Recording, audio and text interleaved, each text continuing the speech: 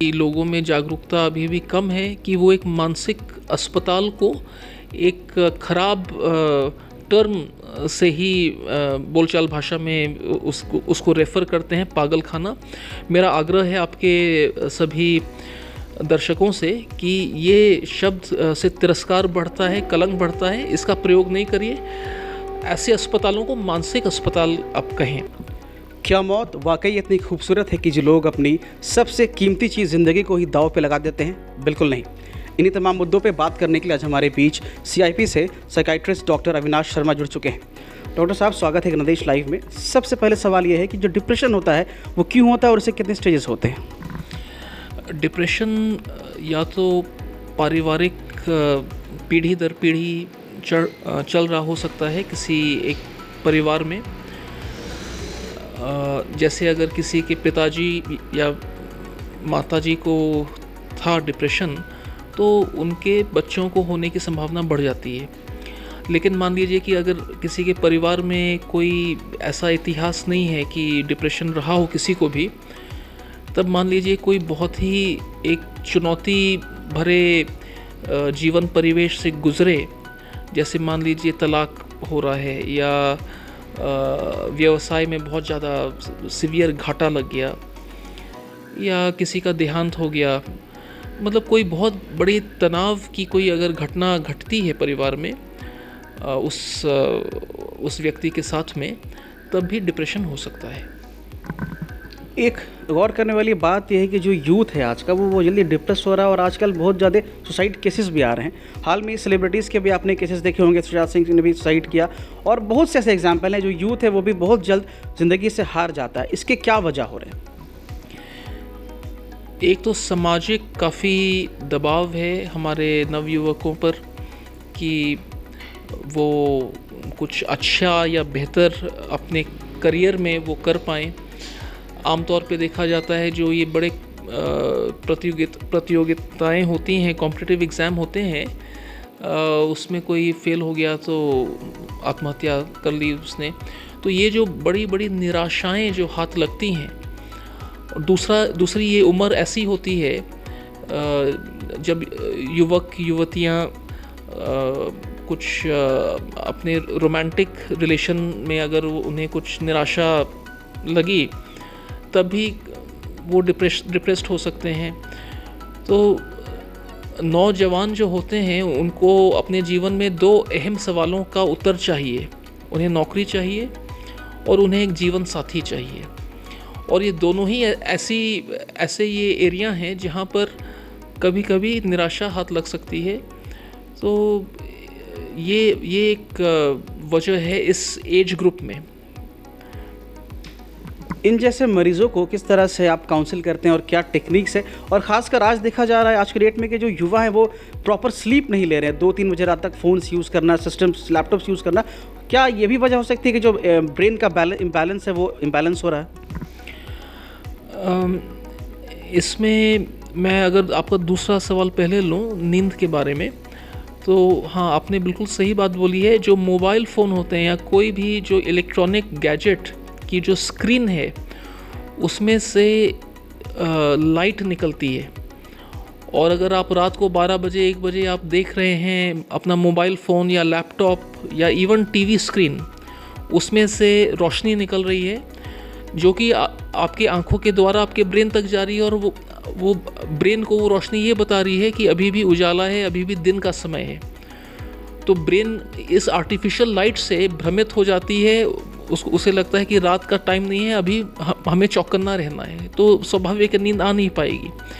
इसीलिए हम लोग ये सुझाव देते हैं कि आप अगर 11 बजे मान लीजिए रात को सोना चाह रहे हैं, तो उससे 1 घंटे पहले हर प्रकार के स्क्रीन आप बंद कर दें देखना, चाहे मोबाइल हो, लैपटॉप हो, टीवी हो।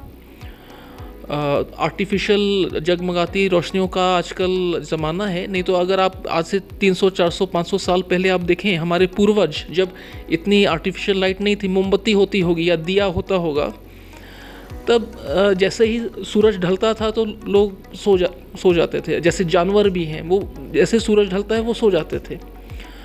तो ये बहुत ज़रूरी है कि आप अपने मोबाइल फ़ोन का प्रयोग कम से कम 1 घंटे पहले आप बंद कर दें सोने के पहले, नहीं तो आपकी ये नींद में ये बाधा डालेगी।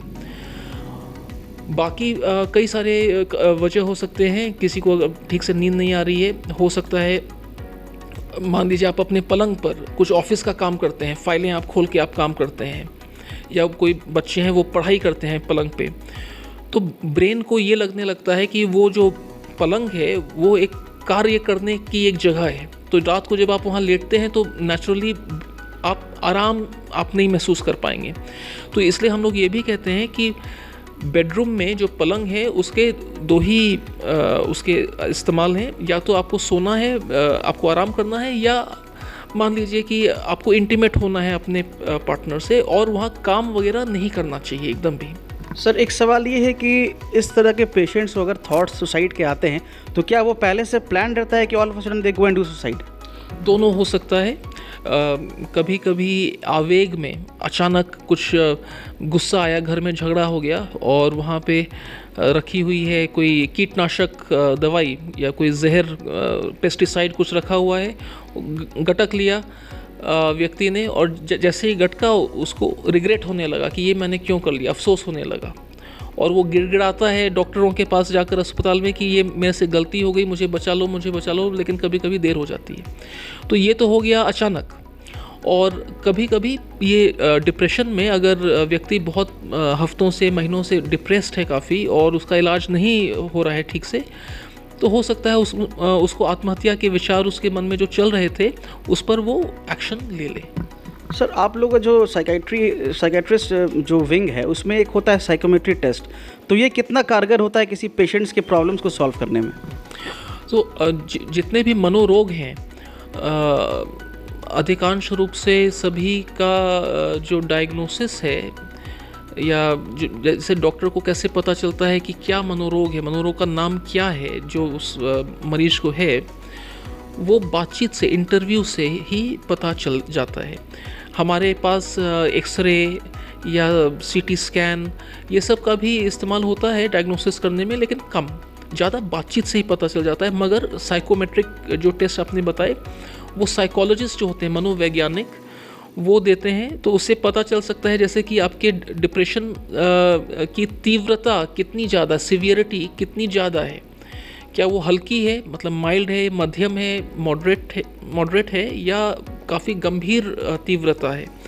तो वो एक स्कोर आ जाता है साइकोमेट्रिक टेस्ट में, क्वेश्चनेयर जैसे प्रश्नावली जैसी होती है, उसमें स्कोर आ जाता है, जिससे हम बता सकते हैं कि डिप्रेशन अभी हल्के रूप का है या गंभीर रूप का है। मगर इसकी ज़रूरत नहीं है, वो मरीज और घर वालों से जानकारी लेके, हिस्ट्री लेकर और इंटरव्यू करके भी हम पता लगा सकते हैं कि तीव्रता क्या है। सर एक सवाल ये रहेगा कि सीआईपी का नाम सुनते ही जो कॉमन पीपल है वो डर जाते हैं, उनको लगता है कि सीआईपी मतलब पागल खाना, वहाँ हमें स्ट्रोक्स पड़ेंगे। तो उन जैसे लोगों को क्या मैसेज देना चाहेंगे जो इस बीमारी को जूझ रहे हैं लेकिन ये इलाज नहीं करा रहे हैं? ये हमारे देश का एक दुर्भाग्य है कि लोगों में जागरूकता अभी भी कम है कि वो एक मानसिक अस्पताल को एक खराब टर्म से ही बोलचाल भाषा में उसको रेफ़र करते हैं, पागल खाना। मेरा आग्रह है आपके सभी दर्शकों से कि ये शब्द से तिरस्कार बढ़ता है, कलंक बढ़ता है, इसका प्रयोग नहीं करिए। ऐसे अस्पतालों को मानसिक अस्पताल आप कहें। दूसरा है कि अगर किसी की हड्डी टूट गई या हार्ट अटैक हो गया तो अस्पताल तो जाएंगे ही। आपको अगर ये डर हो कि मेरे पड़ोसी क्या कहेंगे कि हार्ट अटैक हो गया, इनको देखो तो अभी अस्पताल जा रहे हैं, कितनी बुरी बात है, और आप वो हार्ट अटैक से ही आप दम तोड़ लें घर में, ऐसा तो नहीं करते हैं। आप जाएंगे अस्पताल तो मन में भी बीमारी हो सकती है, किसी को भी हो सकती है, मुझे भी हो सकती है, आपको भी हो सकती है। तो उसके लिए आप बेशक आप सहायता लें और दूसरों के तिरस्कार की कतई आप चिंता नहीं करिए। पहले आपकी जान है तो जहान है, आप अपनी चिंता करिए। पहले दुनिया को आप भूल जाइए कि कोई क्या कहेगा, आप खुद अपने हितैषी बनिए। आप अस्पताल बेधड़क जाकर आप वहाँ पे इलाज लीजिए, और किसी को आप देख रहे हैं समाज में जो मानसिक रोग से जूझ रहा है उसको भी प्रोत्साहित करिए कि वो जाकर इलाज ले। अगर किसी को मानसिक रोग है, इतना इमोशनली मैच्योर हम लोग आज हो गए हैं इस समाज में कि हास्य या किसी का उल्लास करना, किसी की खिल्ली उड़ाना कि देखो वो पागल है, ऐसा करना कोई भी शोभनीय कार्य नहीं है। कोई कर रहा है तो उसे आप रोकें, खुद भी न करें।